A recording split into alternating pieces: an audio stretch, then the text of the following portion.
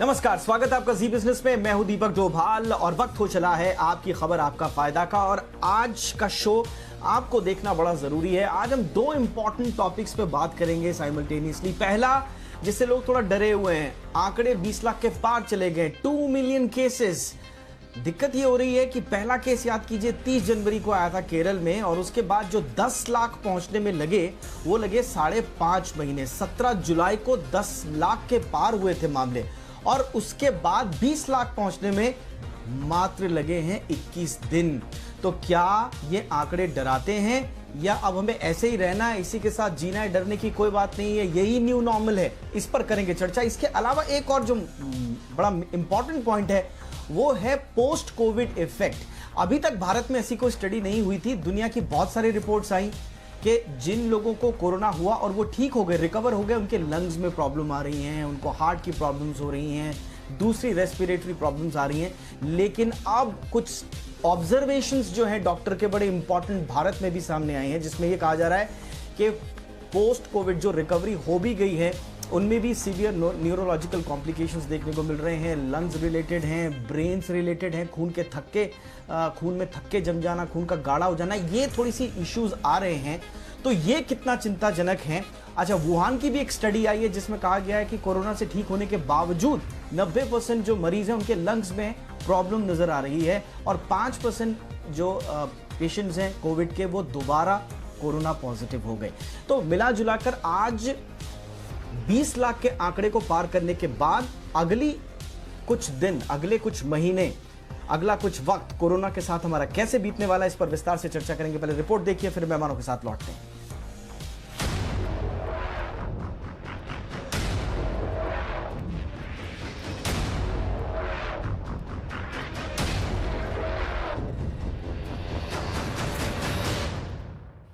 Corona संक्रमण बेकाबू हालात में पहुंच चुका है। 24 घंटे में दर्ज मामलों में हम ब्राजील और अमेरिका को पीछे छोड़ चुके हैं, और ये रफ्तार अब प्रतिदिन 60,000 से ज्यादा मामलों की रफ्तार से बढ़ रही है। आलम यह है कि बीते सिर्फ 21 दिन में कोरोना के 10 लाख नए मामले सामने आए हैं। जी हां, कोरोना के मरीजों की संख्या 20 लाख के आंकड़े को भी पार कर चुकी है।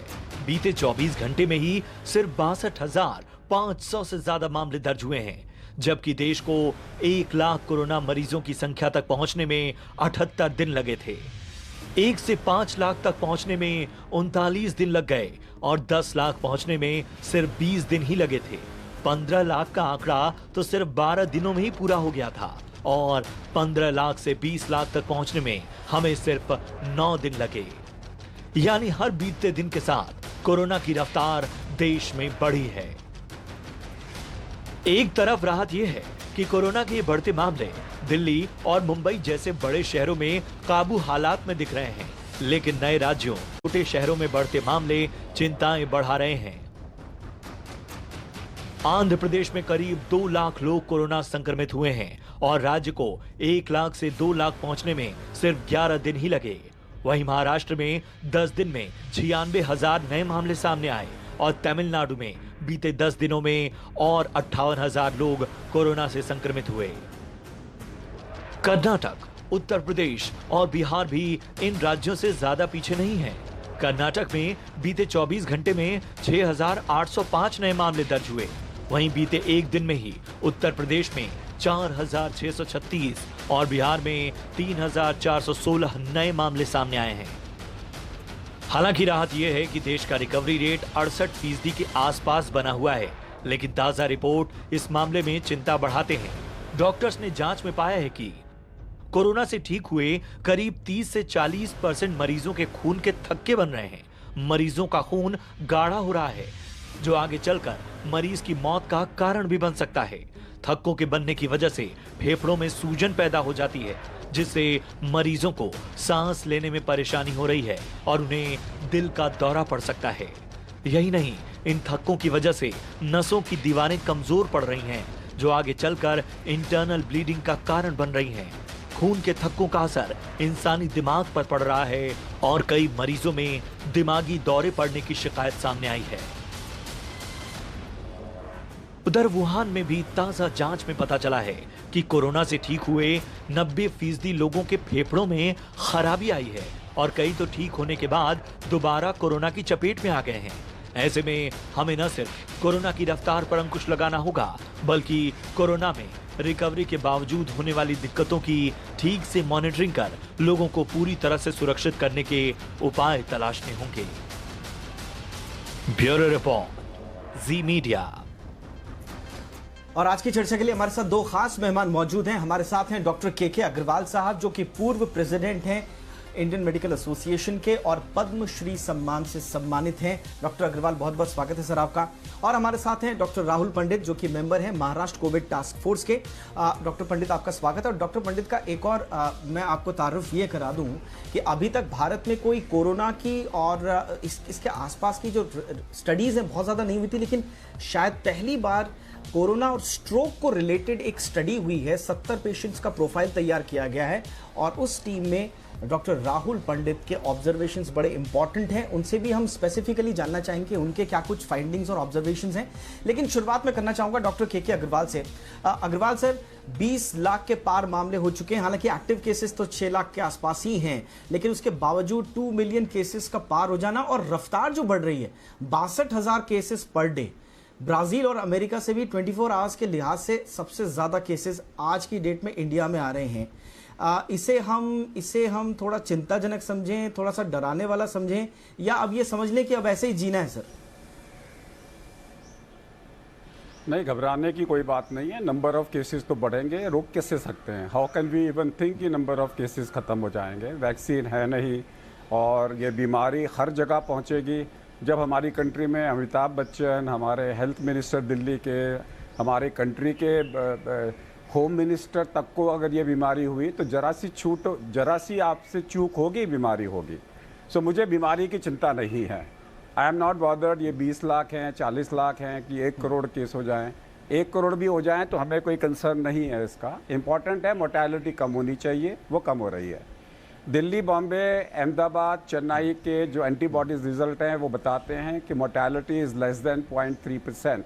अगर हम एंटीबॉडीज़ टेस्ट को लेके चलें, इस वक्त में सारा डिबेट होना चाहिए नंबर 1 मोर्टेलिटी कैसे कम करें, और उसका डिबेट हमारे को number of cases we should stop counting, let it be a statistical value for the government.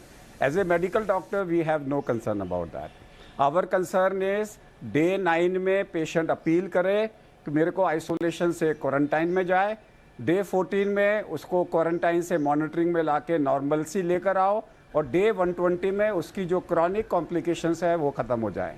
Day 14 से डे 120 के बीच में इन्फ्लेमेशन बार बार आ सकता है, क्लॉटिंग बार बार आ सकती है, हमें उसको बचाना है। तो हमारी सारी की सारी जिम्मेवारी होनी चाहिए कि हम पेशेंट को 120 दिन तक कोई कॉम्प्लिकेशन ना होने दें। Our effort has to be on treatment, क्योंकि ये बीमारी फायर करती है, low fire, slow fire. My organs are on slow fire, तो वो क्लॉट बनाएंगे तो हाइपोक्सिया करेंगे, तो मेरे को इन्फ्लेमेशन को रोकना है। So therefore I must contain the inflammation in the body by day 14. If I cannot, I continue whether steroid, whether hydroxychloroquine, whether NSAID for a longer period of time so that I don't get chronic complications. The whole concentration has to be on treatment, treatment and treatment. अभी जो आप बता रहे थे कि China में study आई है 95% lungs damage हो गए, वो गलत है। That is in hospitalise patient जिनको निमोनिया हो गया। हम तो बात कर रहे हैं निमोनिया को पहले दिन ही पकड़ के इलाज करा दो। अगर आप निमोनिया बिगड़ने दोगे तो डैमेज होगा ना, वो तो नॉर्मल निमोनिया में भी होता है। So I don't think so we should go by the western literature. Our job is day 3, day 4, day 5, day 6 में अर्ली से अर्ली निमोनिया पकड़ के अगर हम उसका इलाज कर दें और डे 14 के बाद में इन्फ्लेमेशन को परसिस्ट ना होने दें, तो we will win over COVID without any problem. Alright sir, doctor Pandit आपके पास मैं आना चाहूंगा। अपनी स्टडी के बारे में थोड़ा सा बताइए सर। कोविड एंड स्ट्रोक के पर आपने स्टडी की है। पहले तो हमें हमारे दर्शकों को थोड़ा सा ये क्लियर कर दे कि ये आप लोगों ने स्टडी जो की है ये कोविड पेशेंट्स में की है या फिर जो रिकवर्ड पेशेंट्स हैं उनको लेकर भी कोई ऑब्जर्वेशन है सर आपका? नहीं, ये जो स्टडी की बात हो रही है ये कोविड पेशेंट्स में हुई है। ये पेशेंट जो है मेरे पास करीब करीब पिछले 4 साढ़े 4 महीने से जब पेशेंट से मैं कोविड पेशेंट देखता हूँ, कम से कम 25 पेशेंट आईसीयू में आए हुए हैं। आईसीयू पॉपुलेशन की बात कर रहा हूँ मैं। अराउंड 300 के करीब मैंने पेशेंट्स आईसीयू में देखे हैं। उनमें से करीब 25-30 पेशेंट ऐसे हैं जो कि न्यूरोलॉजिकल कॉम्प्लिकेशंस लेके अपने पास हमारे पास आए हुए हैं। और उनमें से जो है कम से कम 16-17 पेशेंट स्ट्रोक लेके आए। स्ट्रोक मतलब जो आप खून का जो गट्ठा बोल रहे हैं या खून जो गाढ़ा हो जाना बोल रहे हैं, उसके वजह से आए हैं। तो वो जब भी आते हैं तो भी स्ट्रोक के पेशेंट बन के आते हैं, पर जिस दिन हम उनकी टेस्ट करते हैं वो टेस्ट पॉजिटिव आ रही है। और करीब करीब 1 in 4 या 1 in 3 strokes are now turning out to be Covid positive. तो हम ये तो जानते हैं कि कोविड जो है हम हमारी जो खून की रक्तवाहिनी बोले या नसें बोले उनको इन्फ्लेमेशन करता है, उनमें सूजन लाता है। और उस सूजन की वजह से उन खून में गड्ढे होते हैं। और अंदर जो छोटे छोटे गड्ढे हैं वो किसी भी मेन ऑर्गन में जाए जाए, हम उसको टारगेट ऑर्गन बोलते हैं, एंड ऑर्गन बोलते हैं, जैसे कि ब्रेन हो गया, हार्ट हो गया, लंग्स हो गया, तो उसमें जाके डैमेज करता है। ब्रेन में जो है जो आर्टरीज जो है वो बहुत छोटी छोटी रहती है, जैसे कि हार्ट की भी रहती है। अगर आपका खून का गड्ढा जाके किसी एक वेसल को पूरी तरह से ब्लॉक कर देगा तो उसमें स्ट्रोक हो जाएगा। उस पेशेंट की जो है उस ब्रेन के उस हिस्से में ऑक्सीजनेटेड ब्लड नहीं पहुंच पाएगा और वो हिस्सा बेसिकली लकवा हो जाएगा। स्ट्रोक मतलब लकवा। तो मैं कम से कम 15-16 पेशेंट्स मतलब स्ट्रोक के देखे हैं, और कम से कम और 10-12 पेशेंट जो है हमने बाकी के न्यूरोलॉजिकल कॉम्प्लिकेशन के देखे, जैसे कि एनकेफेलाइटिस हो गया, या फिर उनमें मिर्गी या अकड़ी की जो बीमारी है वो fresh onset new onset convergence की बात हो रही है, या फिर हेमोरेजिक स्ट्रोक भी देखे हैं। तो कोविड और complications, neurological complications are mainly because of vascular problems, नसों की वजह से, उनकी सूजन आने की वजह से है।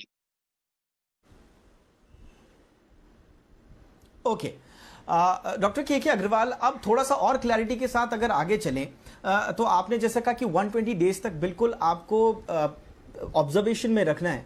सर, एक बार मेरा टेस्ट अगर नेगेटिव आ गया तो उसके बावजूद क्या मुझे उसके कितने दिनों तक अपनी सेहत का ख्याल रखना है, चेकअप करना है, ऑब्जर्वेशन में रहना है सर? देखिए, एक बार टेस्ट नेगेटिव आया, पॉजिटिव आया, उसकी वैल्यू नहीं है। The reason being after 9 days the test is, जो हमारा टेस्ट है वो नेगेटिव है, वायरस इज़ नॉन रेप्लिकेबल। जो अंदर का वायरस आइदर मरा हुआ है या इनएडिक्वेट नंबर पे है, उसकी कोई अहमियत नहीं है। बच्चों में जो मल्टी सिस्टम इन्फ्लेमेटरी डिसीज़ देखी गई है 2 महीने बाद में, वहाँ देखा गया है कि एंटीजन दोबारा पॉजिटिव दिखाई दे सकता है, but that does not mean Covid दोबारा आ गया। दैट डज नॉट मीन वो कोविड रेप्लिकेटिव है। जब तक ये प्रूफ ना हो कि वो वायरस रेप्लिकेटिव है, हम इसको रिलैप्स नहीं मानेंगे। तो आज की डेट में 3 महीने तक, जैसे याद रखिए कैसे है, जैसे हाइपरथर्मिया होता है हीट से, और वो एकदम से मेरे ऑर्गन्स को जला देता है, ये स्लो हाइपोथर्मिया है। मेरी बॉडी में एक हल्की सी 98-99 स्लो इन्फ्लेमेशन मेरी बॉडी में चल रहा है। माई ऑर्गन्स आर ऑन फायर। कभी कभी आग भड़क जाती है तो इट कैन डेवलप 120 दिन में। कभी कभी आपको थ्रोम्बोसिस हो गई, कभी स्ट्रोक हो गया, कभी आपको हार्ट अटैक हो गया। उसको बचाने के लिए प्रिंसिपल इज़ वेरी क्लियर। 9 दिन के और 14 दिन के बीच में मेरे को अपने पैरामीटर्स, अगर मेरे को लग रहा है स्लो इन्फ्लेमेशन चल रहा है तो मुझे उसे कंट्रोल करना। याद रखिए, हमेशा से वेरी स्लो इन्फ्लेमेशन, जब CRP लेस देन 3 होता है, जिसे वेरी स्लो इन्फ्लेमेशन बोलते हैं, उसको भी हम कंट्रोल करते हैं ये देख के कि उसको हार्ट अटैक तो नहीं हो जाएगा। That is called high sensitivity CRP, that is between 1 and 3। Then we decide heart attack होने के चांसेस ज़्यादा हैं।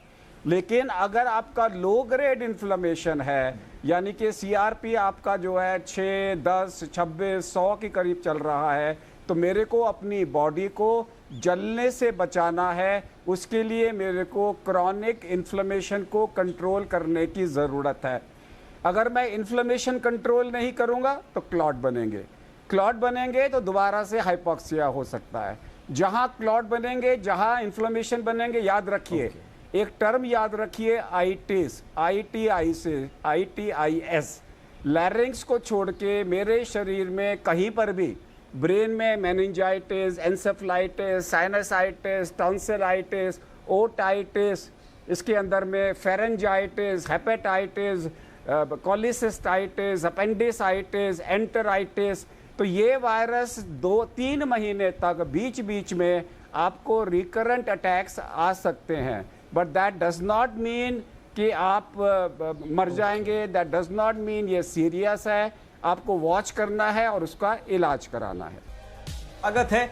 तो कोरोना संक्रमण के मामले 20 लाख के पार हो चुके हैं, 60,000 से ज्यादा 24 घंटे में केसेस आ रहे हैं। और दूसरी तरफ स्टडीज ये आ रही हैं कि कोरोना का इफेक्ट जो है वो अब सिर्फ रेस्पिरेटरी सिस्टम पर ही उसके असर नहीं पड़ रहे हैं, बल्कि बहुत न्यूरोलॉजिकल प्रॉब्लम्स भी क्रिएट कर रहा है। और उसी से रिलेटेड आज हम डिस्कशन कर रहे हैं। डॉक्टर पंडित, मुझे बताइए सर कि ठीक है, जिस दौरान कोरोना पेशेंट है कोई भी व्यक्ति, उस दौरान तो ये कॉम्प्लिकेशंस होंगे ही।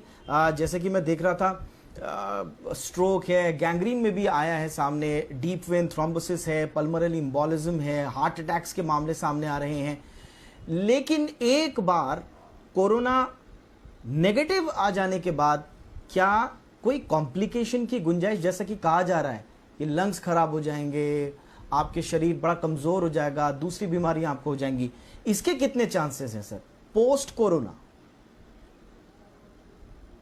तो पोस्ट कोविड सिंड्रोम करके एक बात अभी एक टर्मिनोलॉजी हमारे पास आई हुई है, जो कि हम लोग देख रहे हैं कि कोविड में से जो अच्छे होके पेशेंट जिनको हम डिस्चार्ज कर रहे हैं, उन पेशेंट्स में कई सारे सिम्टम्स और साइंस दिख रहे हैं। उनमें से जो एक सबसे कॉमन और यूनिवर्सल साइन है कि थकान, इनमें जो है बहुत ज्यादा वीकनेस और बहुत दिनों तक ये वीकनेस रहता है। वो अपने नॉर्मल क्षमता पे आके काम करने के लिए उनको कई हफ्ते लग जाते हैं। और ये जो थकान है करीब करीब हर पेशेंट महसूस कर रहा है। वो बोल रहा है कि जैसे मैं घर जा रहा हूँ, मुझे ऐसा नहीं लग रहा है कि मैं मेरी पूरी 100% पे वापिस आ गया होता। इसके अलावा कई ऐसे पेशेंट्स हैं जिनको कि स्पेशली जिनको कि निमोनिया हुआ था, जो कि आईसीयू में थे, उन पेशेंट्स में कभी कभी उनको सांस लेने की तकलीफ हो रही है, या उनमें ऐसा लग रहा है कि वो जो पहले जो चीजें आसानी से कर लेते थे, जैसे कि एक जो मंजिल सीढ़ी चढ़ लेना या वॉक पे चले जाना या रन कर लेना, वो जो एक्सरसाइज टॉलरेंस उनकी वापस आने में है, उनको काफी समय लग रहा है। उनका जो एक्सरे या सीटी स्कैन है वो नॉर्मल आने में भी अभी तक काफी समय लग रहा है। और ये जो स्लो इन्फ्लेमेशन प्रोसेस जो डॉक्टर साहब ने बताई, वो प्रोसेस शायद उनकी थोड़ी लंबी चल रही है, या तो फिर उनको इस प्रोसेस में से उभरने के लिए और वक्त लगने वाला है। इसके अलावा मैं देख रहा हूँ कि कई पेशेंट जो है वो मानसिक रीतिया, मतलब मेंटली जो है इतने सक्षम नहीं हुए हैं अभी भी। उनको शायद रात को नींद नहीं लगती है, रात को उनको शायद डरावने सपने आते हैं, और उनको ऐसा लगता है कि हम ये कोविड से निकल पाएंगे कि नहीं पूरी तरह से। और न्यूरो साइकेट्रिक कॉम्प्लिकेशन भी काफी सारे आ रहे हैं, डिप्रेशन की जैसी वारदातें हो रही है, उसमें भी आ रहे हैं कि कई लोगों के जॉब्स चले गए हैं, कई लोग अपने किसी बहुत नजदीकी फैमिली मेंबर को खोए हुए हैं। तो उनमें से सब संभल के आएंगे ही, ये ऐसा मुमकिन नहीं है। इन लोगों को कुछ ना कुछ हमको मदद करने की जरूरत पड़ेगी, उनको काउंसलिंग की जरूरत पड़ेगी, वो पोस्ट कोविड ओपीडी में उनको देखने की जरूरत पड़ेगी कि उनके पास पल्मोनरी फंक्शन टेस्ट कैसा है, उनको कार्डियो पल्मोनरी रिहैब करना पड़ेगा। या कुछ लोगों को जिन्होंने कि आईसीयू में बहुत सारा समय बिताया है, उनको उनकी एक्सरसाइज टॉलरेंस लाने के लिए उनको शायद फिजिकल रिहैबिलिटेशन की भी जरूरत पड़े, फिजियोथेरेपी की जरूरत पड़े। तो ये सब पोस्ट कोविड सिंड्रोम में जो है ये सब चीजें हम देख रहे हैं, पेशेंट्स आ रहे हैं। मैं एग्जैक्ट नंबर तो इस वक्त नहीं बता पाऊंगा, पर मेरे ख्याल से अगर हम एक भी पेशेंट की इस तरह से मदद कर सके और उनको पूरी तरह से पुलिस कम्युनिटी में ला सके, तो ये बहुत इंपॉर्टेंट चीज है। बिल्कुल आपने सही बोला। एक भी पेशेंट को अगर हमने उबार लिया पोस्ट कोविड सिंड्रोम से या पोस्ट कोविड जो रिपरकशंस हैं, तो फिर इसमें एक बड़ी उपलब्धि हासिल होगी। डॉक्टर के अग्रवाल, एक जो बड़ा सवाल लोग पूछ रहे हैं कि जो लोग एसिम्प्टोमेटिक हैं, जिनको पता ही नहीं चला कि उनको कोविड हुआ और ठीक हो गया, क्या ऐसी कोई गुंजाइश तो नहीं है कि उनके अंदर पोस्ट रिकवरी कुछ प्रॉब्लम्स आए? आज की डेट में एसिम्प्टोमेटिक बहुत कम होते हैं, वो एटिपिकल सिम्प्टोमेटिक होते हैं, या उनको बहुत माइनर सिम्टम्स होते हैं जिनको वो इग्नोर कर देते हैं। ज़्यादातर लोगों को खरीदोगे, बोलेगा हाँ 2 घंटे के लिए मेरे को पैर के नीचे दर्द आया था, या हल्का सा कान में आया था मैंने इग्नोर कर दिया, या मेरे को थोड़ी सी थकान आई थी मैंने इग्नोर कर दिया। ज़्यादातर लोगों को सिम्टम्स होते हैं। जो ट्रू एसिम्टोमेटिक है इतने नहीं हैं अगर आप उनकी हिस्ट्री को खुरदोगे तो। अब ये जो एंटीबॉडीज मेरे शरीर में बना रहे हैं, अब ये कितनी एंटीबॉडीज बना रहे हैं इसमें अभी भी डाउट है, क्योंकि सेलुलर एंटीबॉडीज का हमारा टेस्ट नहीं हो रहा। इस वक्त में ये कहना कि एसिम्टोमेटिक लोगों को क्रॉनिक कॉम्प्लिकेशंस होगी कि नहीं होगी, उसको हमें वेस्टर्न मॉडल में बच्चों को देखना पड़ेगा कि बच्चों के अंदर में उन्होंने पाया है कि 1 लाख में 2 बच्चों को जिनको एसिम्टोमेटिक थे 2 महीने बाद में मल्टी सिस्टम इन्फ्लेमेटरी डिसीज हुई। तो आज की डेट में एसिम्टोमेटिक और symptomatic, it all depends upon underlying ESR CRP कितना है, अंदर कितनी आग लगी हुई है। Symptoms has nothing to do with it. अगर आप एसिम्टोमेटिक हो लेकिन 14 दिन में आपका ESR आपकी उम्र से ज़्यादा है और आपका CRP 26 से ज़्यादा है और आपने अंदर जली हुई हल्की आंच को नहीं बुझाया और कभी उस आग ने फ्लेयर अप कर लिया तो कॉम्प्लिकेशंस हो सकते हैं। So we don't bother about positive है कि नेगेटिव है, सिम्टम्स थे कि नहीं थे। मोर इम्पॉर्टेंट इज कि शरीर में 14वें दिन ESR CRP कम हो रहा है कि नहीं हो रहा। ठीक है, बिल्कुल सर। और डॉक्टर पंडित के पास मैं वापस आना चाहूंगा। डॉक्टर पंडित, जैसा आपने कहा कि पोस्ट कोविड OPD आपने एक टर्म यूज किया, तो अब क्या न्यू नॉर्मल जिसे हम कह रहे हैं, अब नई लाइफ है, क्योंकि अब रोल बैक तो देखिए लॉकडाउन अनलॉकिंग से होगा नहीं गवर्नमेंट का। अब हम आगे ही बढ़ेंगे, इकॉनमी भी पटरी पर आएगी, लोग एक दूसरे से मिलेंगे भी, संपर्क में भी आएंगे, सोशल डिस्टेंसिंग का ध्यान रखेंगे लोग, जो बताया जा रहा है जितनी कोशिश होगी। लेकिन जैसे पोस्ट कोविड OPD का एक कॉन्सेप्ट अब आपने बताया है, क्या उसी तरह से अब हमें पोस्ट कोविड जो हम पर ईयर या 6 महीने में या 3 महीने अपना बॉडी चेकअप कराते थे, क्या अब उस चेकअप में भी कुछ चीजें हमें ऐड करके फुल बॉडी चेकअप में नई चीजें ऐड करनी होंगी? बिल्कुल नहीं, नई चीजें ऐड करने की जरूरत नहीं, पर जिनको कोविड हुआ है उन लोगों को हम जरूर, और हमारे अस्पताल में हमने चालू की है पोस्ट कोविड OPD, क्योंकि उनको हम 6 वीक्स में, 3 महीने में और 6 महीने में उनको हम जांच करने वाले हैं और उनकी जो ऑर्गन्स की जो कैपेसिटी है वो पूरी तरह से वापस से आई है कि नहीं, ये देखने वाले हैं। और दूसरी बात है कि ये जो हम न्यू नॉर्मल की बात करें, जिसमें न्यू नॉर्मल में एक ही चीज आपको जो हेल्थ चेकअप में अगर नॉर्मल लाइफ में बदलनी हो तो आपको जो है मास्क को और जो सोशल डिस्टेंसिंग को है वो वैक्सीन की तरह इंपॉर्टेंस देना है। तो आपको सोशल डिस्टेंसिंग वैक्सीन और मास्क वैक्सीन, इन 2 चीजों का बहुत महत्व समझ के वैक्सीन की तरह उसका उपयोग करना है, तभी हम इस बीमारी से बच पाएंगे, तभी हम इस बीमारी का जो संक्रमण है वो कम कर पाएंगे।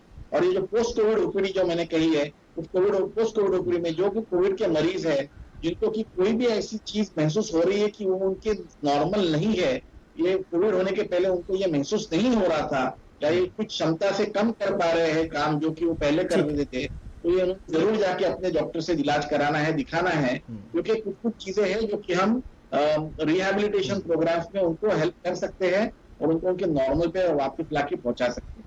तो ये मैं कहना चाहूंगा, सोशल वैक्सीन और मास्क वैक्सीन का जरूर इस्तेमाल। ठीक है sir, okay sir, all right sir.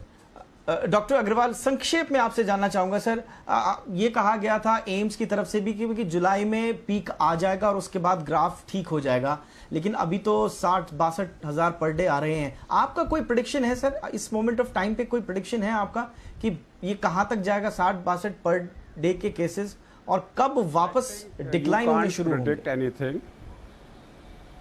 I think you can't predict anything. Don't rely on AIIMS ने क्या कहा था, मिनिस्ट्री ने क्या कहा था, ICMR ने कहा क्या था। Let us understand one thing is कि ये बीमारी अगर वैक्सीन नहीं आया, हर स्टेट में आएगी, जब तक रोक सकते हो रोक लो, जब आएगी 20% पॉपुलेशन को अफेक्ट करेगी और उसके बाद में डिक्लाइन होगी। इसलिए peak will depend upon state to state, district to district, area to area, zone to zone. इसलिए अगर आप ये लो के चलो कि इंडिया में पीक इस दिन आएगा, इस दिन आएगा, नो। आप प्रिवेंशन करते रहो, बीमारी को रोक लोगे। प्रिवेंशन नहीं करोगे, बीमारी आएगी। अगर बीमारी आएगी, अगर एक वायरस किसी जगह पे आ गया और उसने फैला दिया, फिर वो 20% लोग हो जाएंगे, तभी वो बीमारी रुकेगी। मेरे को नहीं लगता कि ये नेक्स्ट 4 साल तक ये बीमारी हटने वाली है। वैक्सीन अगर आएगा तो वो 2 महीने काम करेगा कि 1 साल काम करेगा, हमें नहीं पता। सो आज की डेट में आंसर यही है, अपने आप को बचाओ, prevent if you can, and if you can not, so what, get it treated, treatment is available today. आज की डेट में हम ये नहीं कह रहे कि ये इनक्योरेबल डिसीज है, no, it is All out right, of the sir. List of incurable All diseases. right, sir. It is a acute manageable disease. Okay, we sir. can manage it, we can reduce the mortality. Okay okay sir, तो यानी कि एक slogan की तरह आपकी बात को अगर मैं लूं तो फिर आंकड़ों से मत घबराओ, अपने आप को बचाओ, यही फिलहाल मंत्र है, क्योंकि लंबे समय तक कोविड लाइफ में समाज में रहने वाला है। घबराने की जरूरत नहीं है।